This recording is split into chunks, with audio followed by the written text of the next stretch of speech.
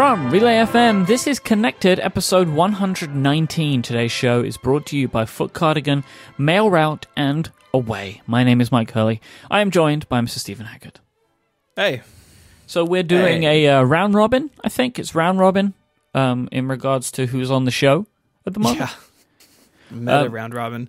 Just so the listeners know, we all had a terrible falling out. So now only two of us can be on the show at one time. Well, three of us are on the show. We just argue. That's what happens. It's been a strange couple of weeks, but we should all be back next time. Who knows, though, man? I'm moving house. I don't know where I'm going to be over the next few weeks. Well, we'll see how it goes. That's the beauty of Connected. It can happen with any two of us. Yep, we all stay connected. That's where it comes from. Connected. I'm just going to follow up now. Yeah, let's talk about the thing that just keeps coming up.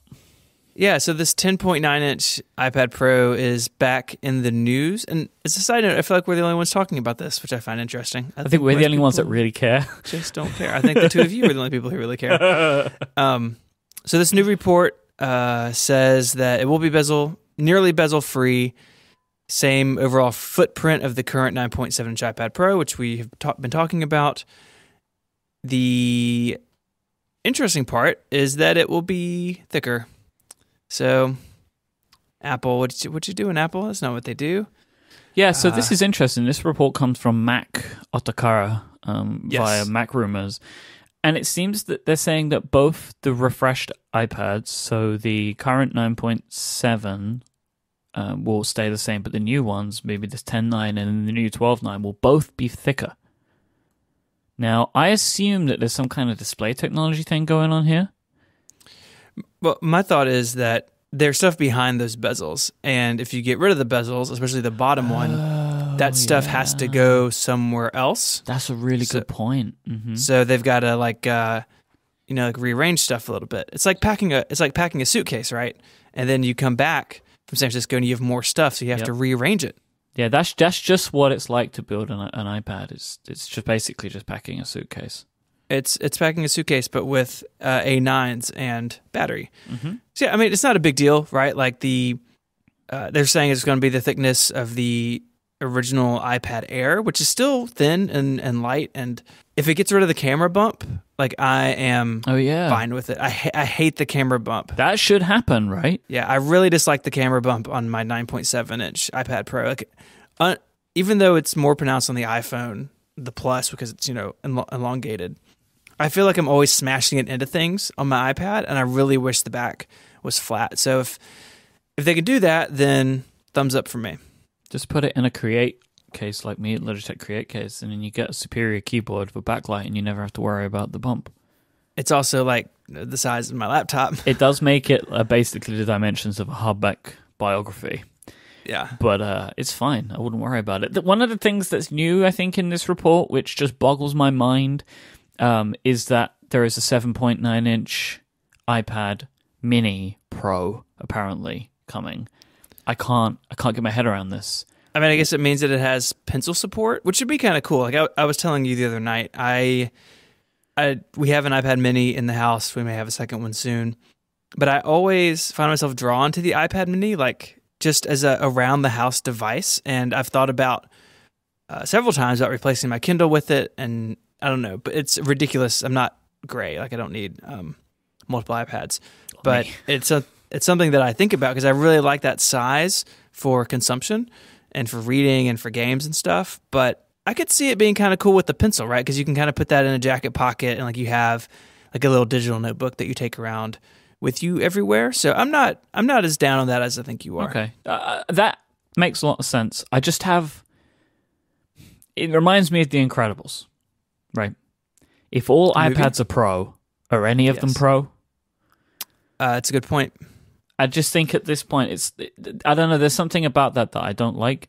I feel like then it just becomes the iPad line, and then it loses some of the proness. I feel like the iPad Pro should be its own line of iPad, right? Like the MacBook Pro. And then you have special features, advanced features go to the Pro line, but then they still have a regular line. Because what's going to happen is the regular line are just old iPad Pros. And that kind of just sucks. It doesn't work. And then it just looks like, are they actually making a Pro iOS device, or are they just trying to make iPads more expensive so the ASP goes up? Ding, ding, ding. And then I'm not sure. And then I'm just not sure. But I am super excited for this other iPad, this 10.9 inch with 9.7 footprint. I was filling out the notes document and reading this article last night in bed on my 9.7 inch iPad Pro, and I was thinking, if I just had more screen real estate on this, it would be perfect. Because I prefer to use my 9.7 most of the time, but I use the 12.9 when I've got something serious to do because I can benefit from the bigger screen. But if I could have a screen that kind of sits in the middle of those two, I might only need that one. Like I mean, I don't really need two iPads, right? Let's be serious about this. But I've gone over this a bunch of times. But like, I feel like I would be more than potentially be more than content with just one of them. If I have more screen real estate, bigger screen, but in the same size, like in the same package, that's very appealing to me. Yeah, I agree. You know, I went from the 12.9 and actually have gone back to the 9.7 because the portability factor, but I have that same feeling of like the 9.7, like when you're multitasking, especially with the software keyboard, it's like there's not a lot of space left, and something a little bit bigger would be nice. You know, I do have some questions. I would hope that Apple would treat this like they do the 12.9, like if you build for the 12.9 and the bigger Pro keyboard, that keyboard is on this one. So it's not a third target that developers can ignore. Yeah, I hope they can do something funky with the resolution. Like, you remember when I think, was it the iPad mini where it was like, wow, it's like a regular iPad, just all shrunk down. Like, I kind of hope they do something like that. Right, the same resolution as on the iPad 2, but smaller. So it was a higher density, but the same actual dimensions. Yeah. I think they probably will do something like that just so they don't... I mean, iPad Pro, I mean, you know this, having a 12.9, there are still apps that don't support it. Like, what, a year later? That's not going to get any better if they have a third target. So my guess is that they will do something like this, where the 12.9 dimensions will be downsized to the 10.9, and everything will just be a little tight. But you know, then it will push development for the larger resolution, right? To get like the 3-panel stuff. If both of the iPads then have it, it might be like, oh, okay, we'll do it. That's my hope. I think so. So talking about iPads.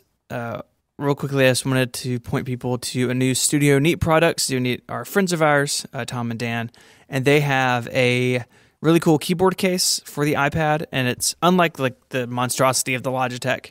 It's just a little fabric thing that you actually attach a Bluetooth Magic keyboard to, so the keyboard that like I'm sitting in front of right now at my iMac, and you can pair it with Bluetooth, and it's nice because it's not actually a case. It's like a stand that you put the iMac in, or you put the iPad in, and then take it out when you don't need it. So unlike the iPad Smart keyboard, you know, that's always attached, this is kind of its own secondary thing. So you could have just your iPad, and when you want to write, you could sit down and use this.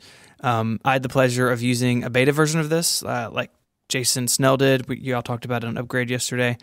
So if you type a lot on your iPad, but you find yourself wanting a keyboard that, you know, isn't really available to you yet, try this one, because the Magic Keyboard is great, and this makes it a really nice little package to use with your tablet. So it's a nice little product. Yeah, go check it out. Put a link in the show notes so you can go pre-order one. I love Tom and Dan, so buy their stuff. Talking about buying stuff, I want to talk about a company that I really like, whose stuff that I actually do buy, Foot Cardigan. I have a few questions for you, dear listener. Do you want to be known as the best gift giver in the whole wide world?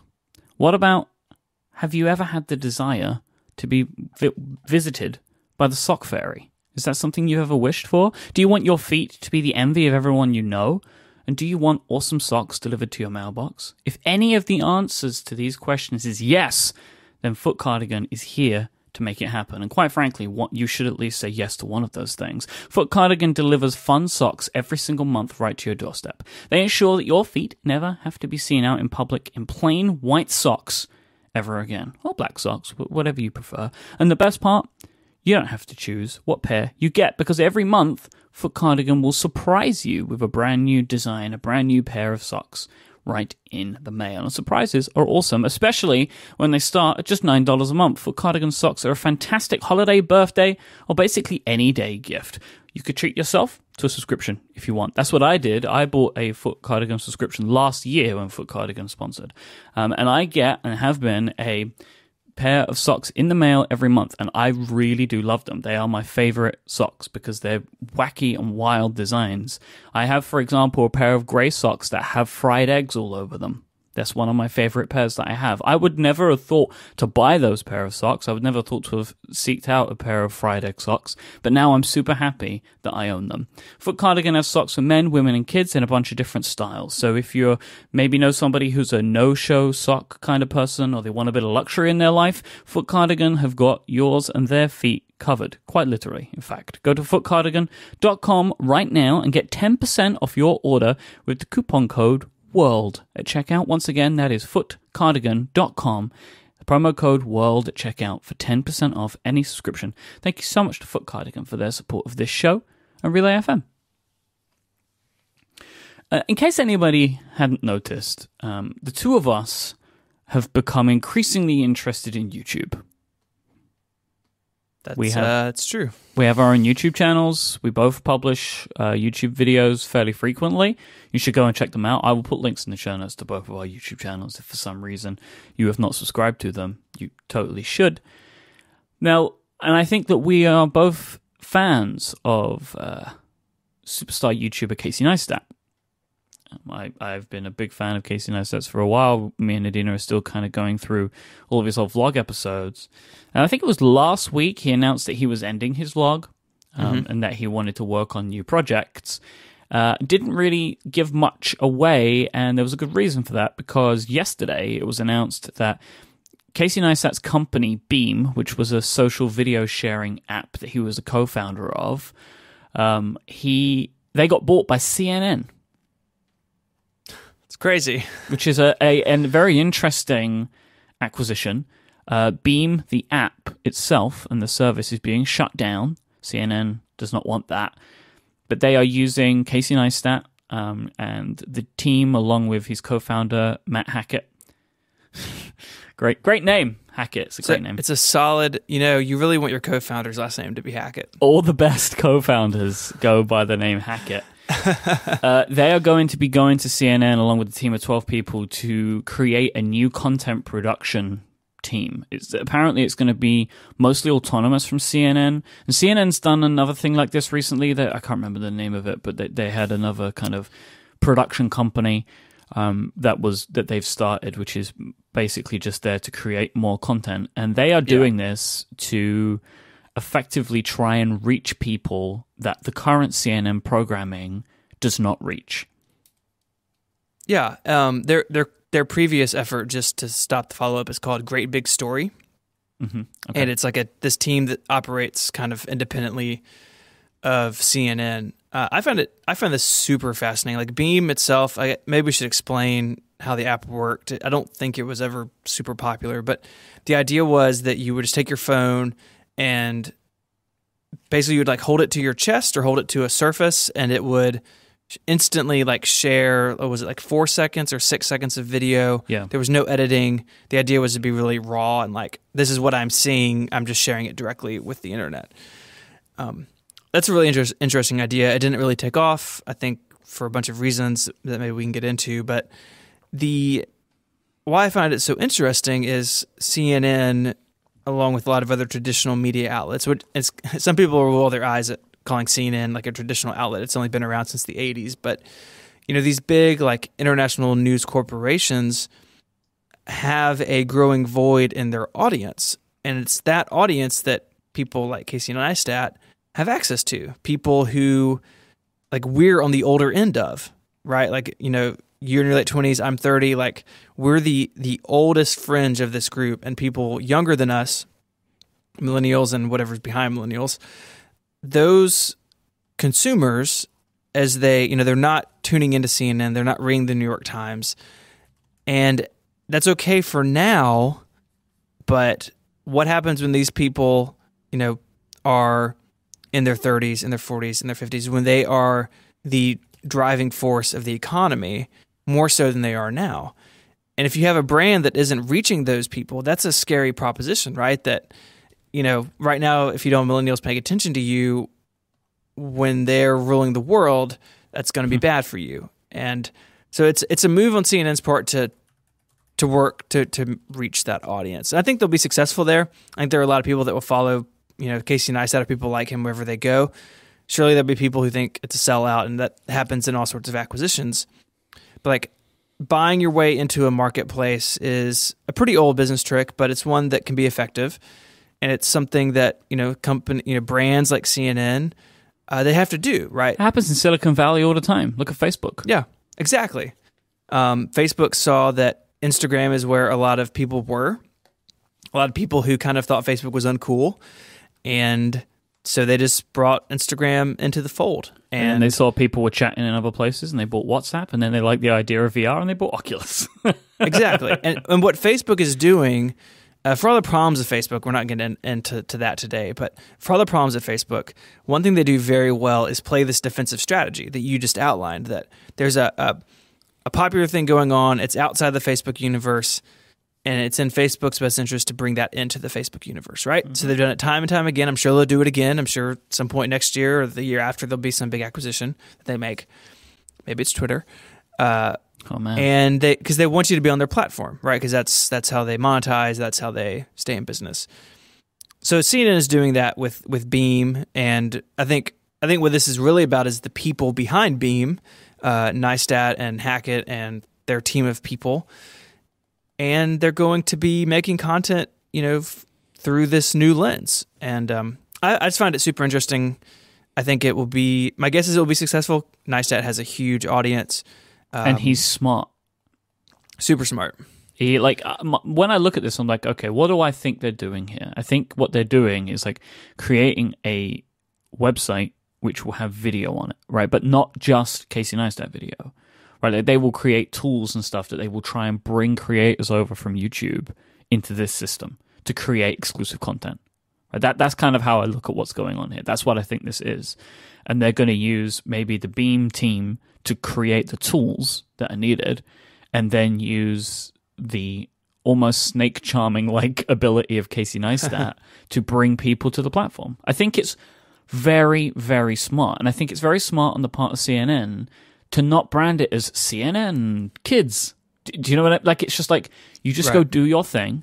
We're the parent company, but you just go do your thing. Because they're never going to get people like me and you even to watch it if it's CNN branded, because like, I just don't care. But if it's this own little thing that just is fresh and young and fits the kind of the aesthetic that me and you will gravitate towards, it makes perfect sense. Like, I'm super excited to see what comes out of this. Right. And it's, as people in the chat room are asking, CNN tried this like citizen journalism thing big time a couple of years ago where, if you see some tragedy, you they had an pull your app, iPhone right? out. Yeah, I remember that. Yeah, it's like called iReporter or something. I may have totally made that name up. CNN iReport. Yeah. Yeah, you were right. This seems like Neistat and his group are going to be creating content for this new brand, and maybe they're creating some tools as well. It's different articles kind of say different things a little bit, but I don't think this is like a deep dive back into that world, and that's like a whole topic for another time. But I think really what this is CNN having a brand that people are going to be more likely to engage with. People who see CNN as like the only time they see is when they're in a doctor's office or when they're at the airport, or they're stuck somewhere and it's on. They're never there by their own free will.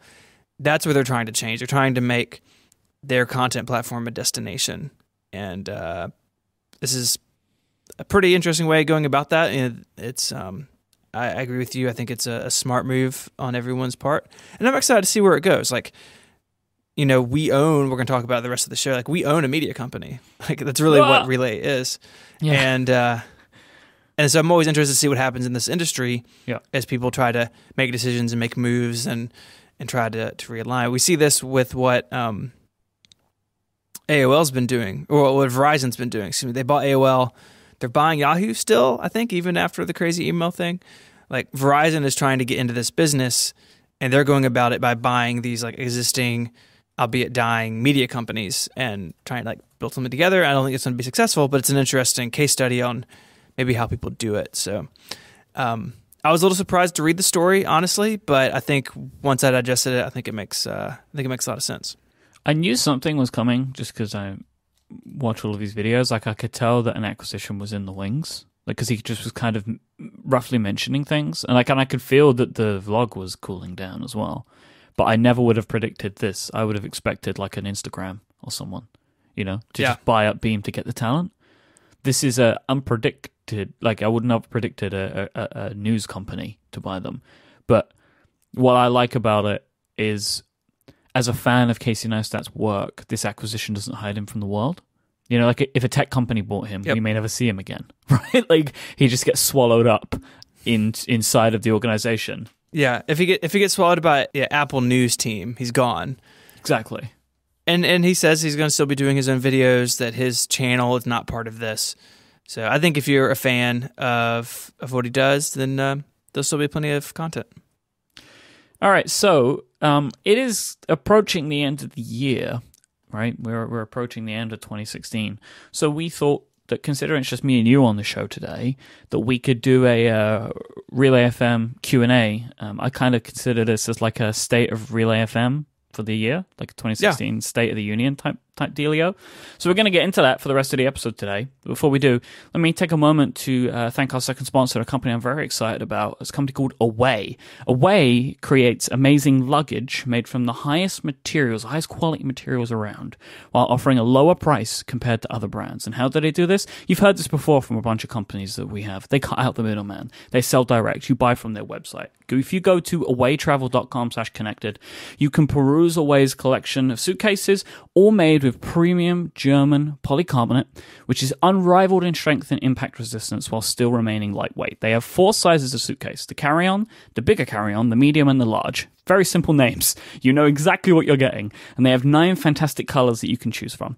The interior of the Away suitcase features a patent-pending compression system, which is incredibly helpful if you're an overpacker like me. In the carry-on bag that I have, so they sent me a carry-on bag, the compression system even includes an integrated laptop and iPad holder. So you usually have those straps that you clip over the clothes, right? This one has this like big kind of pad on top, which you can put an iPad into or a laptop into. So like it's the iPad kind of holder is built into the compression system, which then also suspends it in the middle of the case for impact resistance. Genius. All of their cases feature 360-degree spinner wheels. There's 4 of them. Once you go to 4 wheels on a suitcase, you can never go back. They have TSA combination locks. They have a removable washable laundry bag, which is awesome. Whenever I go to a hotel room, I grab a bag from like one of the dry cleaning bags from the wardrobes, and I put my dirty clothes into there. Now I have a bag that's kind of hidden inside of my suitcase. Awesome.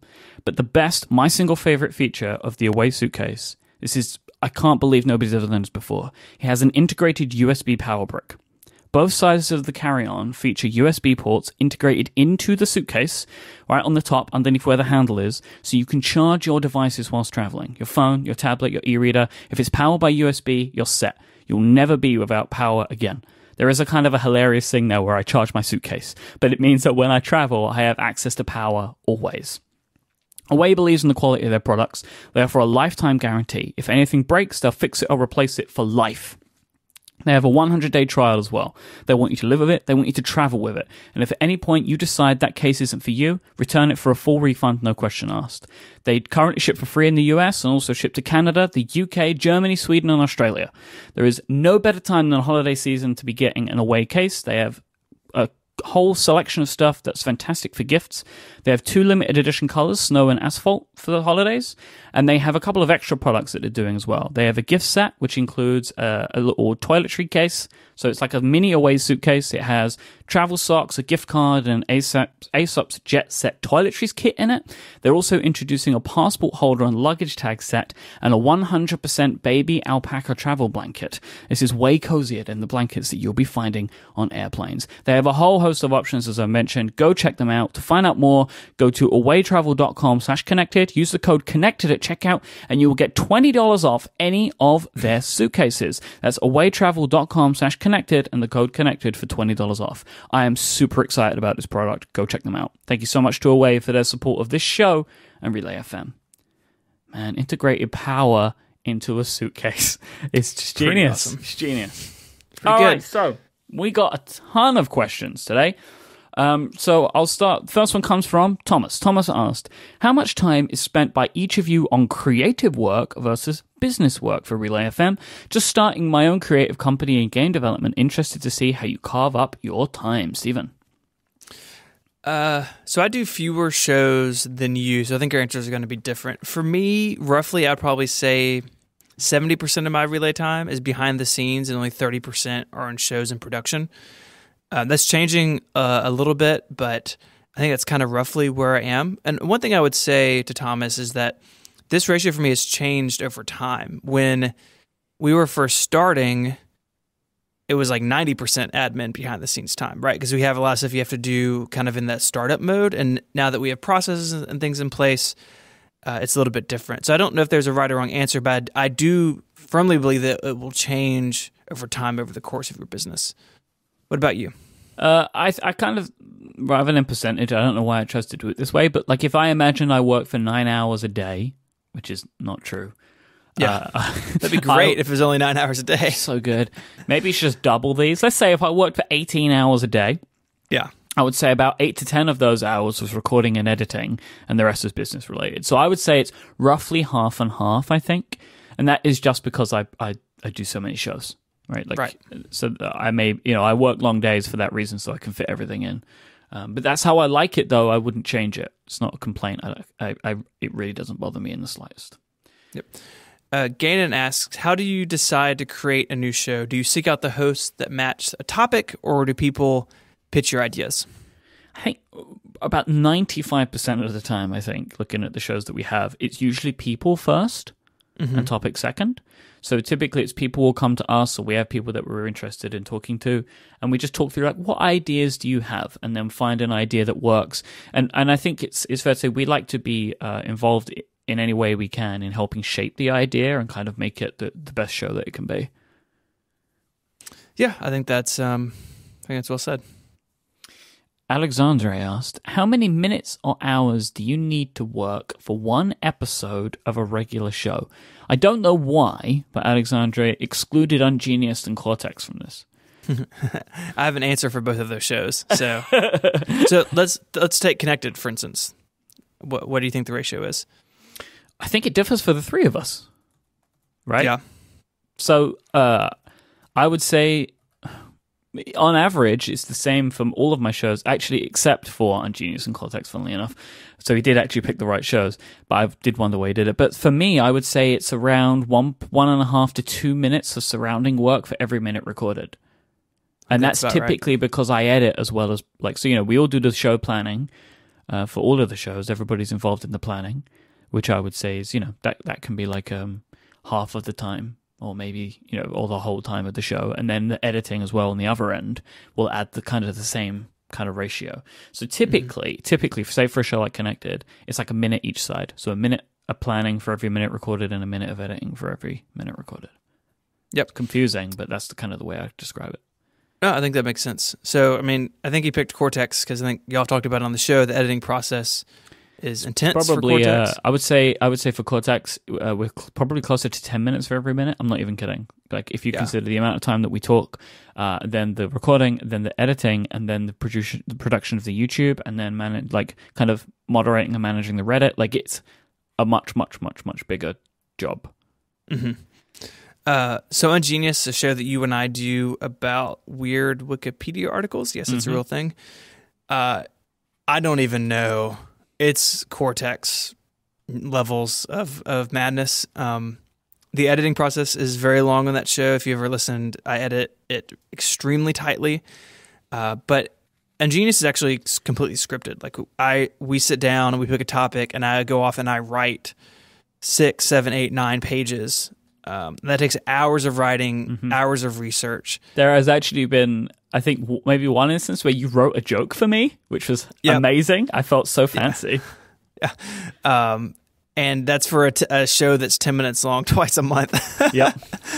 So Ungenius is probably the most lopsided thing I do, but it's I think it's totally worth it. So the funny thing about Ungenius, and the reason which maybe because that sounds weird, right? When you say Ungenius is scripted, there is a reason that Ungenius is scripted.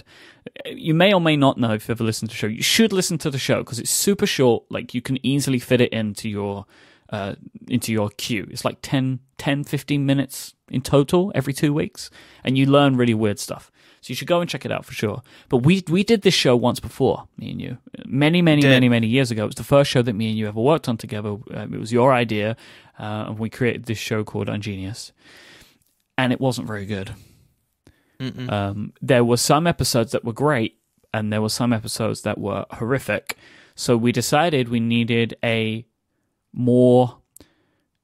tighter show, right? We needed to make it tighter. We needed to do better research. We needed to plan it out better. So we did that. Then the first episode that we did still needed work, right? And it took way longer to edit. And then we kind of fell on the idea of maybe we should just write it.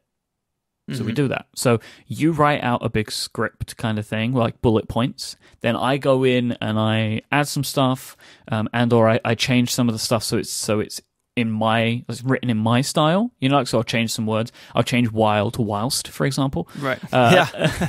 So I go in and do that, and then we record the show, and it's funny because it's it takes probably the same kind of time, like maybe the 5 to 10 minutes per minute recorded for you to do, but luckily enough, it's an 11-minute show, right? Right. If it's any longer, there's no way we could do it. So, but Ungenius is an example of how me and you believe in experimentation with Relay FM, and we try and foster this in a lot of the shows that are here and kind of try new things. And this is new in the way that we don't have any other show that's like this. That's like written out quite closely, and there are a lot of shows that exist this way that are written out, like a lot of the NPR style shows, or the public radio style shows. A lot of that is scripted stuff, and so we tried it, and I think it's going really well. Agreed. All right, so who's reading this one? I've lost where we are. I think it's your turn. I think it is my time. My turn. Haken. Sorry. Good work. Many apologies. Yep. The hardest thing about Ungenius is pronouncing names. The hardest part about Q&A, pronouncing names. But the great thing about scripting the show is we can just change the lines, and I do most of the name pronunciation. It's true. Yeah. If you wrote the script, it would be different. Yep. Are you trying to get more sponsors who are relevant to people outside of the U.S.? Myke, you're outside of the U.S., so I'm going to let you answer this. So, there's a few tangents for this. One, our audience as a whole is roughly 60% in the U.S., and then from there, it breaks into 10% chunks for Canada and the United Kingdom, and then on average, then it gets into single digits for the rest of the world. So I would love to have more companies that sell things worldwide, and that's something we're working on. I just spoke about Away. Away, they ship to a bunch of countries, not just the US, which is not normal for the types of companies that we have that sell physical products. Like a lot of those are just US based. One of the reasons I was really excited about Away is that they ship to a bunch of different countries. The problem we have is we can't really get a company that just ships in Europe, right? Like a company that just, because they are only going to hit like 30% relevance of our audience. And we're still going to charge them what it costs for an ad, right? We can't discount an ad by 60% for that. So this is where some of the struggles happen. So we are working to find more companies that sell things worldwide, but our sponsors still have to have a strong US focus for the reason of kind of percentages. Because we have to be fair to the companies, right? Like I can't get a UK company. Like sometimes I have companies from the UK contact me and I just outline it to them. It's like, if you don't ship to the US, I don't think that you're going to get what's worth your money for this. Right. Because they're only going to hit maybe 10 to 12% of an audience, which is probably not enough for them to make their return. So yes, it's something I'm working on. Look, it's got to be a struggle for me, right? Like there are a lot of stuff that I actually can't buy. Like Eero, for example, right? They're a great company. I really want their product, but I can't plug it into my wall. So that's why, like, when it goes to the Eero ads, I'll throw over to Steven or Jason because they have the product and they've used it. But yeah, it's frustrating. And I actually do know that Eero is trying to expand. That we have a bunch of companies that like that. They're trying to expand.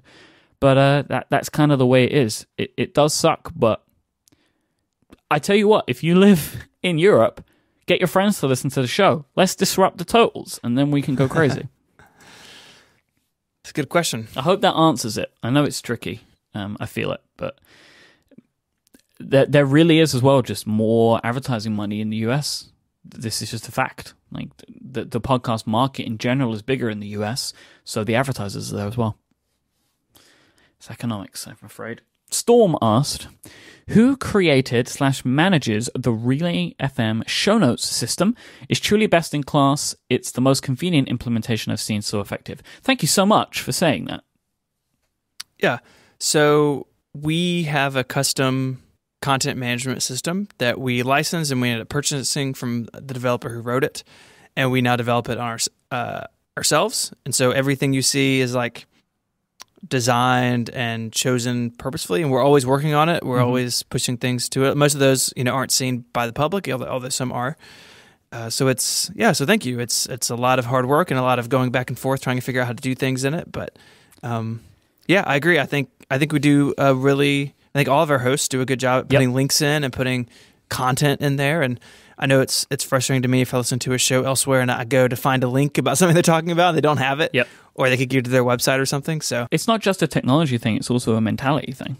Right. Everybody here we like to include like additional materials into the notes, and it's just a way that we all operate. Yep. So thank you. That's something that we strive to work hard on.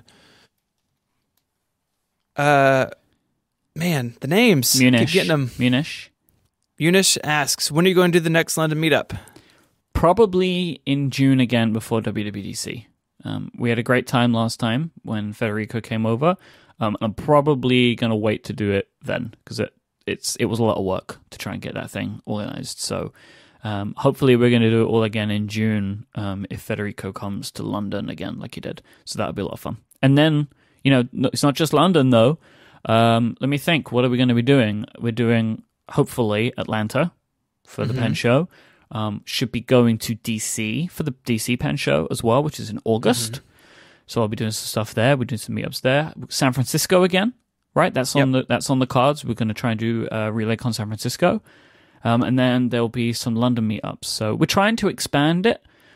It's really difficult to arrange these sorts of things, especially to do them right. I mean, I could show up in a bar and just say, hey, come to the bar, but I don't like to do that. We like to try and arrange it with the locations and make sure that there's people there, like from a security perspective and just to make sure that everybody's safe and having fun, and that it's all correctly arranged. So we're trying to do more of those things, mainly because I love meetups. I love them, to get to meet people and say hi, and to be able to walk into a room and see actual people, and they all listen to your show is one of the best feelings in the entire world. It's pretty awesome. Yeah. So yeah, we're trying to do more of them, and I think over the coming years we'll do more and more as more things get on the kind of the schedule, as it were. Cool. All right. Next up, Farzan. Farzan said, "Not a question. Just wanted to say thank you. I couldn't imagine how much work it would take to manage a podcast network. All of the work, but thank you. All the great work. Yeah. It's a lot of work, but it's a lot of fun work." Yeah. Jonathan asks, how long did it take to make relationships with your new co-hosts and build up Relay FM? How do you reach out to people? I think really it's been a gradual process of working alongside and getting to know people online in our little bubble over the last kind of 5 to 6 years. I look at most of the people that are a part of Relay FM, and I've known them for a long time, interacted with them for a long time. And I think it's, for both of us, like the relationships that we built with people over many years of working and producing content, built a level of trust, I hope, that made these people want to come to us, right? Mm-hmm. Yeah. Yeah, it's been a long time. You and I have been doing this a long time. We've been working in this space for like 6 years.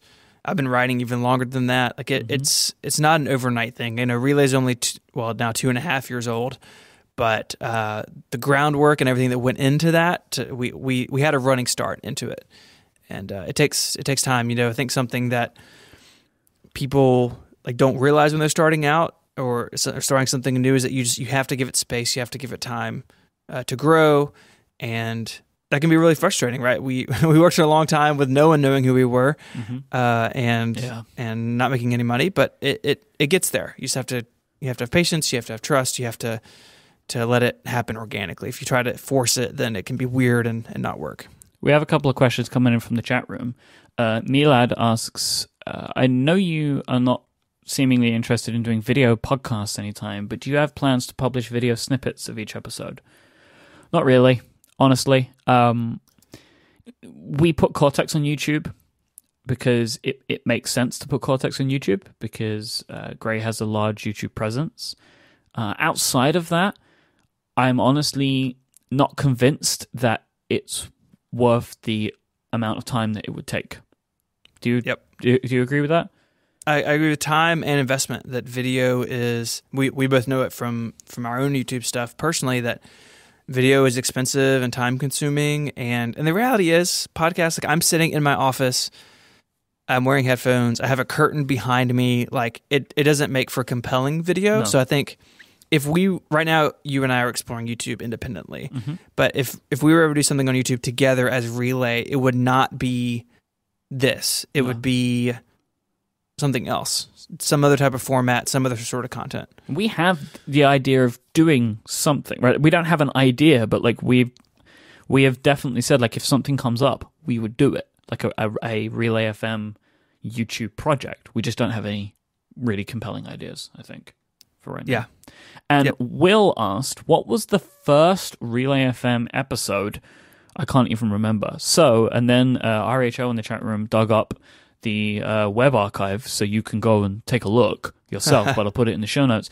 We did, which I think our launch went really well. It did. And in a way that I think we didn't necessarily expect, but I think hopefully what it shows is that we knew what we were doing at the time. We had 5 shows, and the first episode of all of those shows we published on launch day, so all simultaneously. And we had, I interviewed Marco, and we were talking about like Overcast and his kind of place in the world at that point. We did a special of Connected about the origin and evolution of the iPod. The Pen Addict, we just did episode 116. Right? We just came back and just did a show because we were taking a break.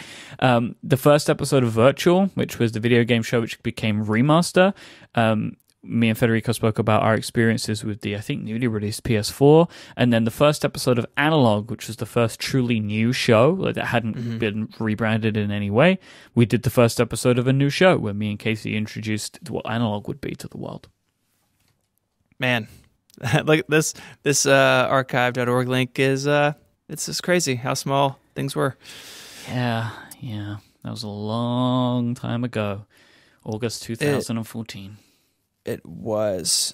The next question kind of fits in with that question from Eddie. There are so many great Relay shows. I try to keep up with too many. How do I decide what to listen to?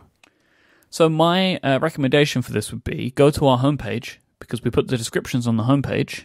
If you want to find something new, take a look at what interests you episode-wise, like what topics they're talking about, and just press play. Just hit the link and go press play. You can listen to them right on the website if you want, or you can go to our app. You can download our app from the iTunes store, and it's the same. We've got the descriptions right there, and you can just press play and just try some stuff.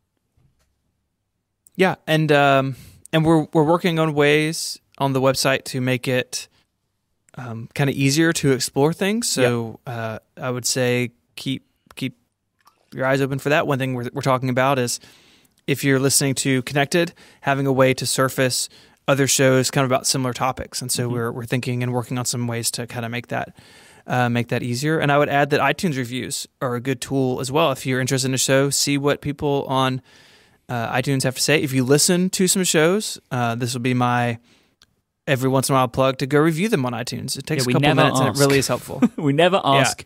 Go and review your favorite Relay FM shows on iTunes. It actually does help. It helps people find the shows. It totally does. So there's a bunch of good ways, and you can always ask recommendations. If you are interested, ask us on Twitter or email us, and maybe we can point you in the right direction. Friend of the show, Jonas, asked, do you have a dream guest or host for your shows? And I will just throw out two people that I am very interested in. Casey Neistat, who we already spoke about, and MKBHD. They're white whales. I don't think anything will... Actually, I know nothing will ever come of that, but a man can dream. What about Casey Liss? That guy, right? Yeah, he'd be a good one. He would be great. We should send him an email. I think he'd be really good. Kathy asks, what has been the most exciting surprise that came out this year that you no longer have to keep hidden? You should say it first, because I agree with yours, but I could drill down a little bit. I would say RelayCon in San Francisco. We worked very hard on that for a very long time. Like close to a year. Yeah, and it was like I was on phone calls with people in San Francisco like multiple times a week at one point, and it was a lot of work. And it was expensive, and we had no idea if we were going to make the money back. It was super expensive. And we put the tickets up for sale, and we sold out and had a huge waiting list. Mm-hmm. And it was just the most amazing feeling I've had of seeing something that we worked so hard on be successful. So I agree with that. Like the RelayCon thing was great, and announcing RelayCon was awesome. But we had like layers. Like RelayCon was a tiered level of surprise event. And when I introduced Gray onto stage, that was pretty awesome. I don't think anybody... I mean, people could have maybe guessed that we would do a live event one day. I don't think anybody would have guessed that we would have been able to convince Gray to come out for it. Right. So that was really awesome. I have no idea what RelayCon will look like next year. Somebody asked me this the other day, and I was like, nope, I have no idea. So we've got some time to think about that. Yeah, I have none. I have zero ideas. If you have ideas... please give me them. I need them. All right, we have a bunch more questions as well. If you're in the chat room and you have any questions, please send them in. Whilst maybe Stephen can look at some of those, I'll take a moment to thank our friends over at MailRoute for supporting this week's episode. You know who should handle your email security and delivery. People who do only that. People you can trust. Someone like MailRoute. All the big companies that have been handling email protection are bowing out because, frankly, it's a really hard job. Postini went away. McAfee and MX Logic have just decided they're not going to do it anymore. Even Google have said that they would prefer it if you use a gateway service like MailRoute so they don't have to filter your Google Apps email anymore. So, who can you trust to do the job properly and still be around? MailRoute, the company that has been focused entirely on email security since 1997. Kids, that's a long time. MailRoute protects your email and hardware against spam, viruses, and other threats, and they deliver your mail even when your mail server cannot.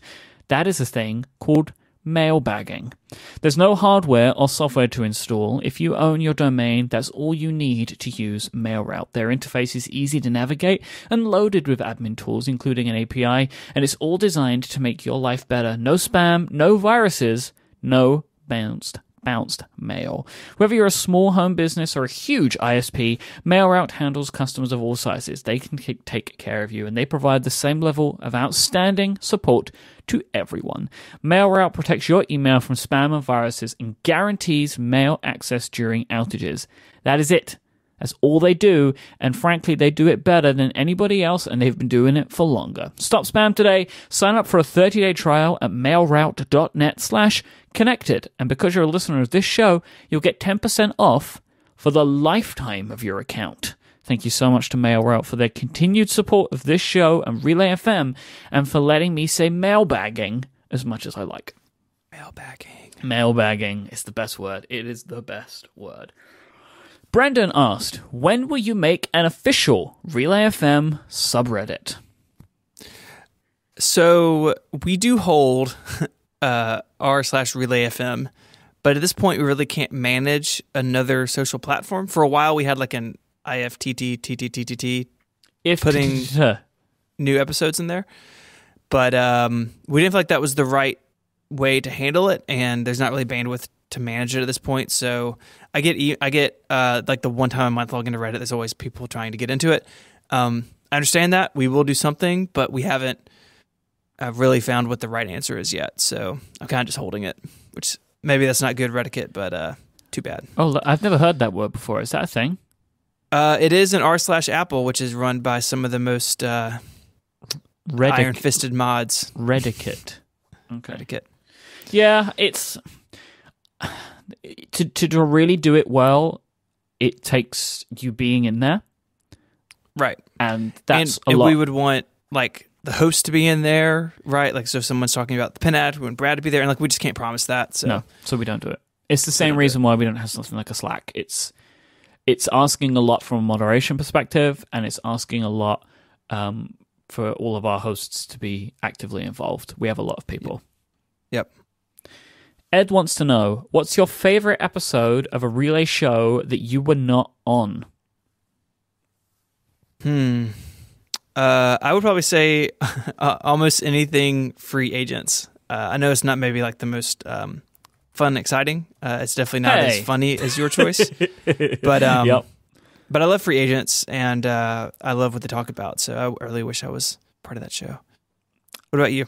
So one of my favorite Relay FM shows is Top 4, because Top 4 is unlike any show I listen to.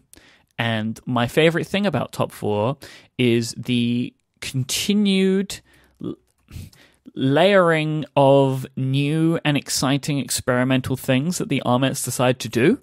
It feels like they just continue to get more and more, I can't think of the word, like ambitious.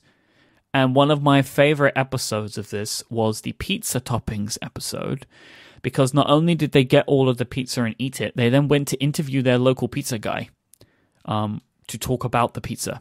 This was just a really funny and well put together episode. So I would say Top 4, episode 14, pizza toppings. It's good. It's good. It's a good choice. Brian asks, what weird merchandise have you considered putting on sale? So I want to sell everything. I want to do mugs. I want to do hats. I want to do patches. I want to do badges. I want to do like wall decals. I want to do everything. I want to sell everything. But logistics are horrific. They are, and merchandise is expensive to do it right. Markintosh in the chat room asked, have you thought about putting relay graphics on something like Cafe Press so people can kind of apply it to different things? We have a problem with this, which is a problem that both me and Stephen have, which is caring maybe a little bit too much about quality. Yes. And so two things. One, some sites, I won't say who, don't do that good of a job. And so we don't want our stuff to be on it. But two, our logo has transparency in it, which makes it extremely difficult to print and to screen onto things. So we have, if you look on our t-shirts, we have an alternative version. And also our show artwork is complex.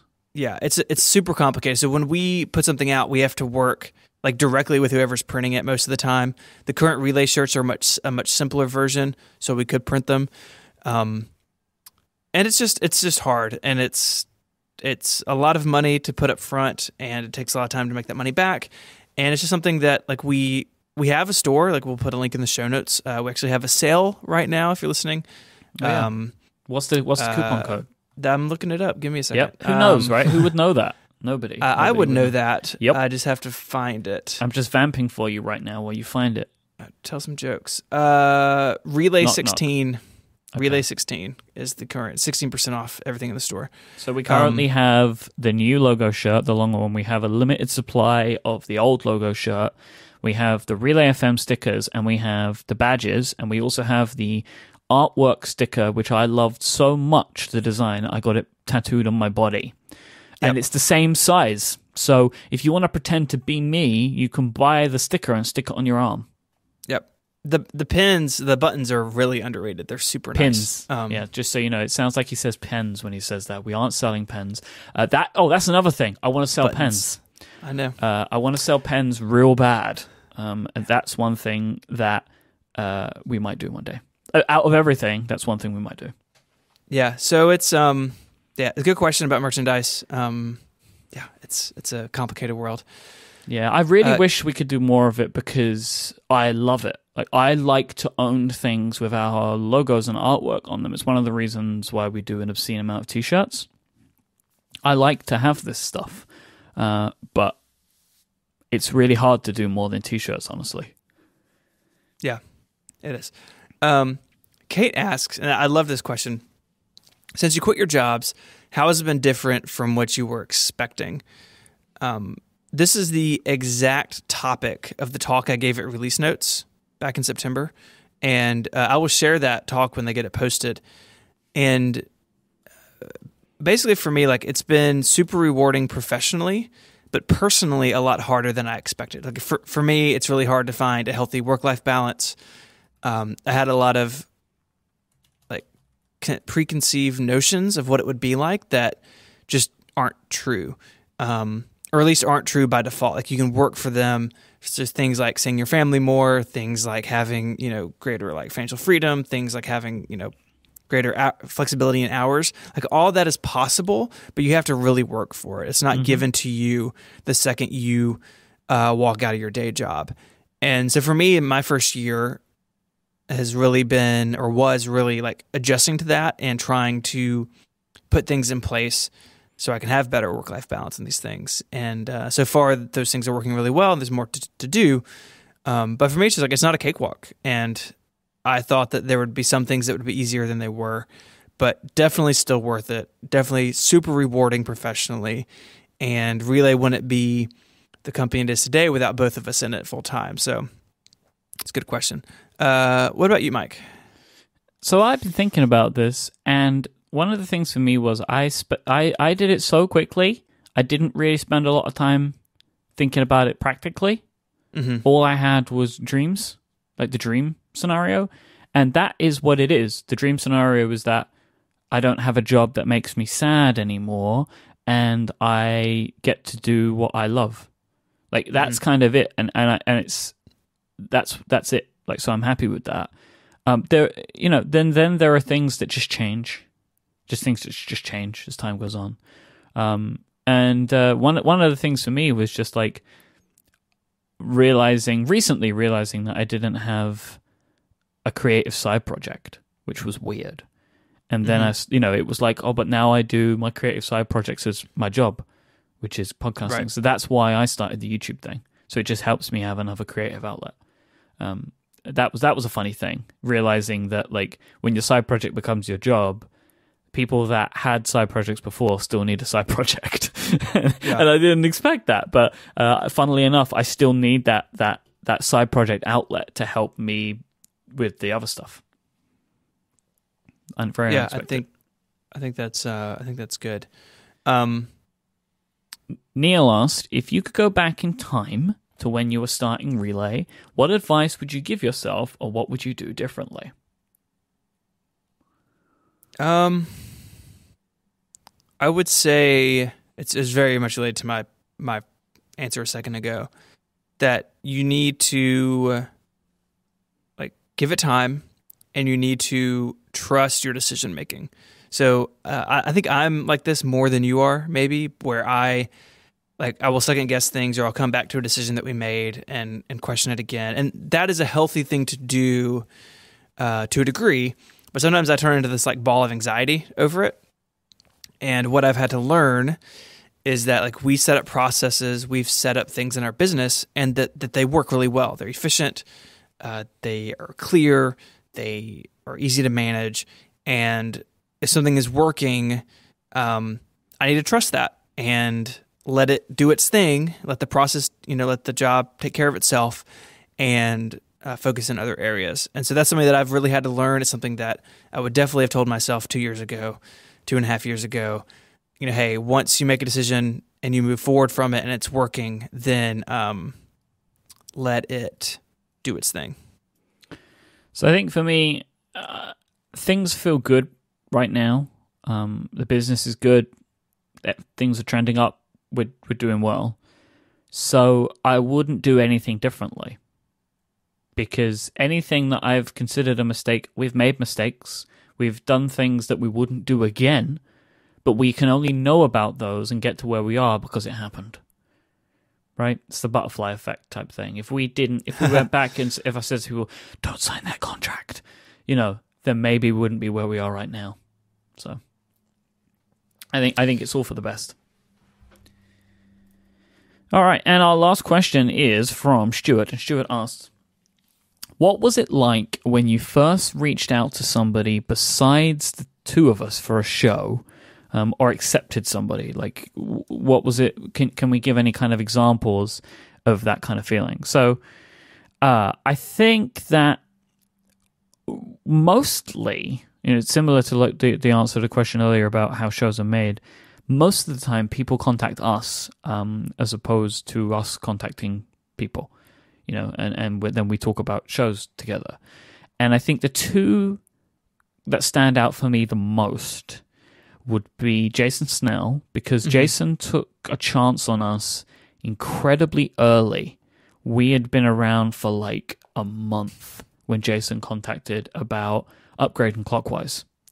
So that was a huge validation for us at that point when somebody with the reputation like Jason would come and say, I want to work with you guys on part of my new self-employed business. That was huge. And then when Merlin Mann and John Siracusa came to us to say that they wanted to do a show together and they wanted it to be on Relay, that was kind of like a dream come true moment, I think. Totally agree. And it's it's fun. I mean, they're sort of like the well-known examples, but for me, like anytime somebody wants to do something with us, I find it humbling that they want to have Relay be the home for their thing. And we have to turn down a lot of people, we have to turn down a lot of pitches, but in those conversations, that's always something I try to say of like, thank you for considering what we've built a good place for your project to be. So I find it amazing and humbling, and it's really been a fun adventure to get to know a bunch of people. I mean, not only people like Jason and Merlin Hujon, who people know, but bringing new voices into the industry, helping people develop their first shows. All of that is great. All of that is fun. All of that is challenging. And it's something that just doesn't get old for me. No. And I guess if we're looking at 2017, what are we going to do? Who knows? But we actually have some ideas and some things we're working through right now. And I think they're very exciting. And we're, if you go back and listen to our Q&A that we did in August for our birthday, we spoke about... yeah. Well, you spoke. I was super sick. Yeah, you were super sick. You were just nodding. We spoke about diversity of people and diversity of topics. I think we've shown that so far. Some of the shows that we've had launched since then, that we are moving more towards that. And for the projects that we are very early in discussing, that continues to be a key driving factor. Relay FM is a technology-focused network, but I think something that you coined, which I really like, is that we are moving towards a world of being technology-adjacent as well as focused, which I really like that. So we're going to keep moving towards there, and we're going to keep trying to unearth new people and working with people that you may know to make great shows. So that's kind of where we are. That's where we're going. Sounds good. Let's do it. So thank you so much for listening to this week's episode of Connected. Next week, we should be back to normal. Who knows? Federico is out there in the ether. He's fine. He just... him and Stephen just had a really bad falling out. So hopefully I can build bridges, amend relationships before next week's episode. We'll have to wait and see. If you want to find our show notes, go to relay.fm/connected/119. You can find Federico online at Viticci, Viticci. You can tweet at him and say, forgive Stephen. And the more people that tweet to Federico and say, forgive Stephen, the more likelihood we will have of getting the gang back together next week to create another episode of the world's greatest podcast. You can find Steven online. He is at ISMH on Twitter, and he's at 512pixels.net. Federico's also at maxstories.net. I am at iMyke, IMYKE. Thanks again to Foot Cardigan Away and Mail Route for supporting this week's show. Thank you all for listening. Thank you for everybody that answered questions. We'll be back next time. Until then, say goodbye, Steven. Adios.